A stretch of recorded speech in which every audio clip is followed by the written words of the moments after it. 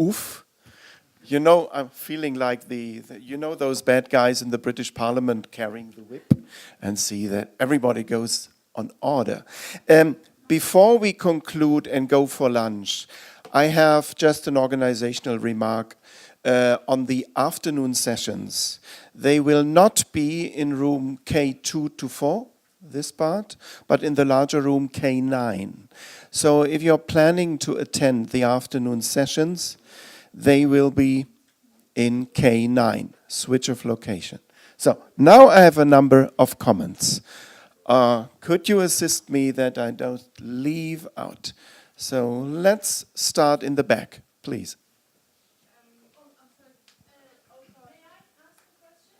No, the lady just close to you was first. Thank you very much. My name is Femke. I'm from the Netherlands. I want to ask Elias a question. Elias. Mm-hmm. Yeah, I really enjoyed your presentation. I was wondering if you're familiar with the idea of teal organizations. You are, because this is what you're describing, I think. So I wanted to, because I'm a lawyer myself, and we're just having this teal lawyer meeting in Amsterdam, where I'm not, because I'm here.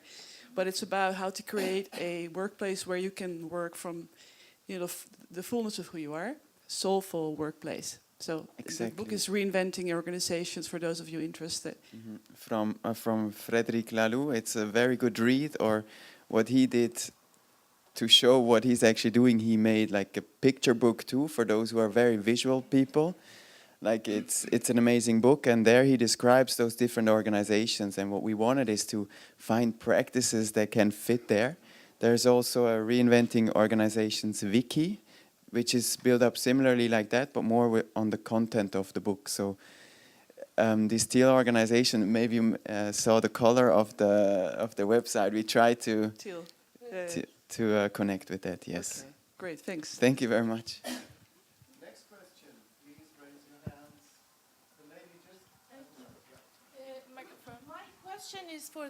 My question is for the last speaker, who is quite correctly saying that democracy makes bad choices. And can I go ahead and ask the question? Okay. Thank you for your talk. I realize that you're trying very hard to find a way out of this mess, which really basically for all of us is that fascism is coming back in the United States for sure. It's in the White House. So what I get from your talk is that you're searching for a solution to get everybody participating, and you assume that if everyone participates, the result will be better. For example, if you have 400 people, 200 people. But for example, for me, I'm a toxicologist, and if I increase my sample number, my chances of doing real good work is higher. But when it comes to society, everybody has class orientation and class interest. And how is that incorporated into your talk? Because it seems to me that goodwill and trying to do good for everyone is very subservient in democracies of the West to the amount of financial reward that you get for your activities. So I think I felt that was missing in your talk, and that will put a lot of pressure on your Thank you. I'm sorry, I was too much stressed and missed maybe a lot of points. Yeah. On one hand, the method is very well researched, so it has been proven that it does represent all classes of society. That is there. We are not searching for it. We think we've found a method that works. And the people change in their minds when they become consultants to the government. That has also been found, that people are then not, they become very responsible and they act very much for the common good. I mean, this is the research that has been done by evaluating the outcomes of... For example, if someone is a CEO for, I don't know, Monsanto, is going to vote for the public good? It's very rare, but because it's representative, it's rather rare that the CEO of Monsanto or similar people are part of it, because most people are normal people. So in that sense, this is a control factor, you could say. Don't want to take too much time, but I would be very happy to... Yeah, thank you. I just want to say, am I the only person who feels that this is a problem, or are there people who feel I might be on the right track? All right, thank you. Thank you very much.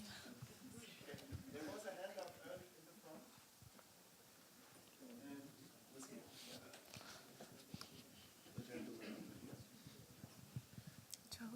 Hello.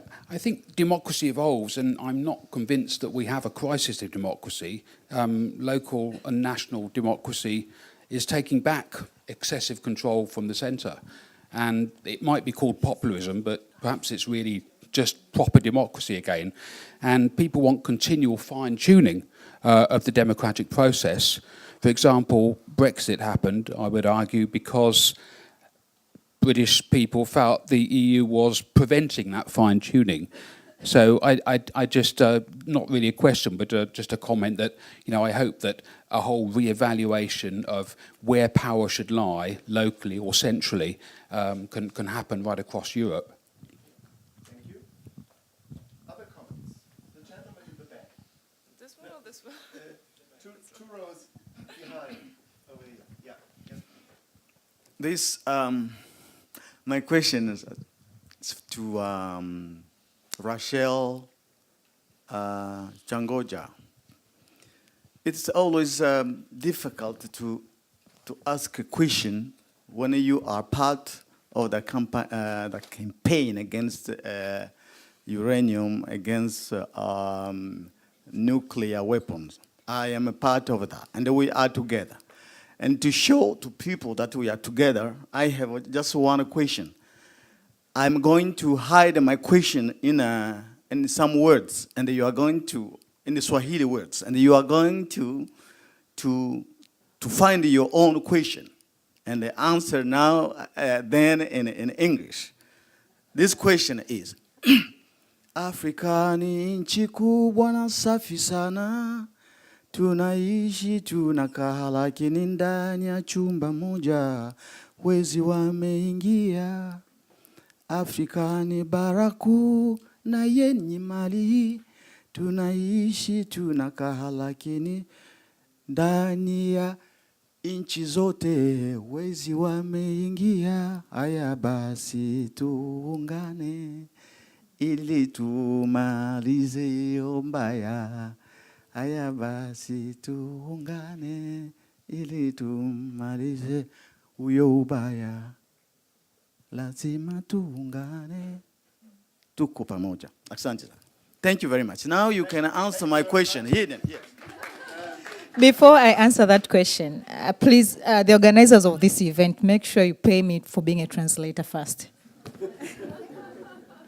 Okay, it is a song that says, Africa is one country, but we have thieves within. That means investors. So we need to come as one, as Africans.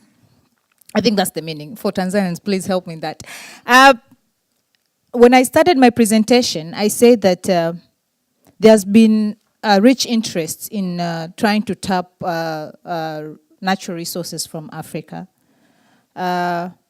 Yes, we know that we have almost half of the world's resources that need to be used for other purposes, but the issue is the ways on how these resources are tapped. So that's where the problem is. I said before that we have weak legal systems that makes it hard to manage or to govern the extract or the natural resources, particularly uranium. Africa was not prepared, particularly my country. It wasn't prepared to start uranium mining. So it was just a few people from the political aspect or from the government who had an interest. So this is a vested interest agenda. So the few thought they had the power to make the decision on behalf of the communities. If you look at the processes, how it started, a lot of communities were deceived. Some were said that we are going to build electric poles.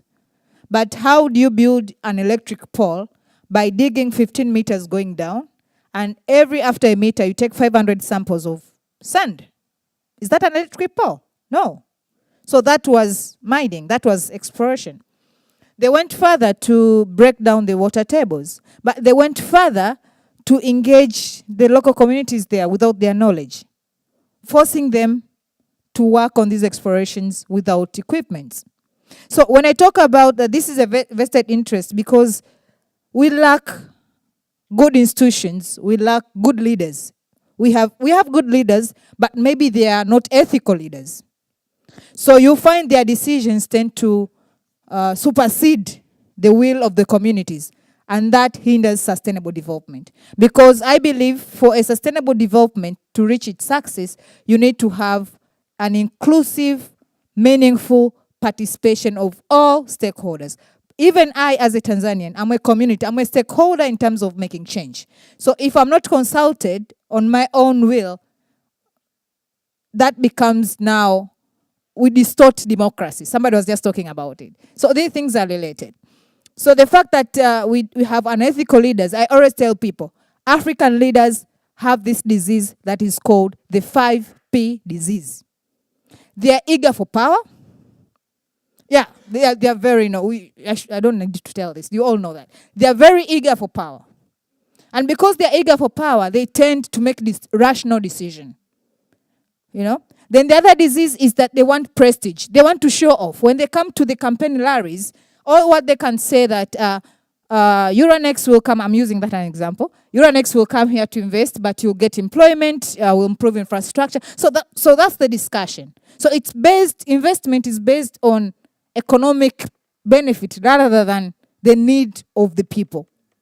There is no prioritization in this.